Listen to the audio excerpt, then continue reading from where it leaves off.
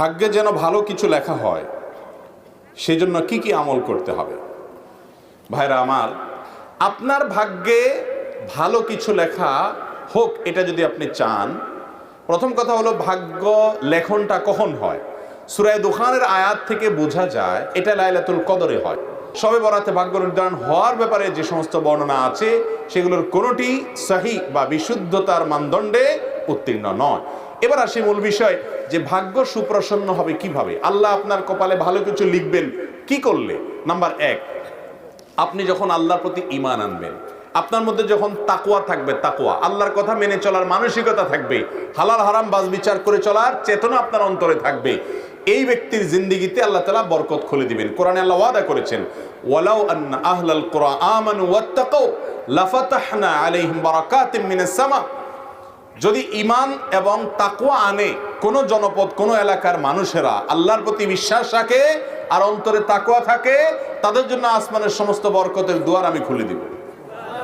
প্রকৃত কল্যাণের অধিকারী যদি হতে চান, আপনার কপালে কল্যাণ লেখা হোক এটা যদি চান, তাহলে আপনাকে আল্লাহর প্রতি ঈমান এবং তাকওয়া আনার চেষ্টা করতে হবে। ভাইরা আমার, আমাদের দেশে বেশিরভাগ মুসলমানরা বা সারা দুনিয়াতেই আমরা মনে করি যে আল্লাহ আমাকে এক গাদা টাকা দিয়ে দিলে, অনেকগুলো সম্পদ দিয়ে দিলে, বিশাল ব্যাংক ব্যালেন্স হয়ে গেলে, অনেক জমি জমা হয়ে গেলে, অনেক পাওয়ার হয়ে গেলে আমি বোধহয় আল্লাহর প্রিয় পাত্র হয়ে গেলাম। মনে রাখবেন, ফেরাউনকে আল্লাহ তাআলা অনেক ক্ষমতা দিয়েছেন, কারূনকে অনেক সম্পদ দিয়েছেন, নমরুদকে অনেক প্রতিপত্তি দিয়েছেন, কিন্তু এর কোনোটি তার কল্যাণ আনতে পারে। ভাগ্যে যেন ভালো কিছু লেখা হয় সেজন্য কি কি আমল করতে হবে? ভাইরা আমার, আপনার ভাগ্যে ভালো কিছু লেখা হোক এটা যদি আপনি চান, প্রথম কথা হলো ভাগ্য লেখনটা কখন হয়? সূরা দুখানের আয়াত থেকে বোঝা যায় এটা লাইলাতুল কদরে হয়।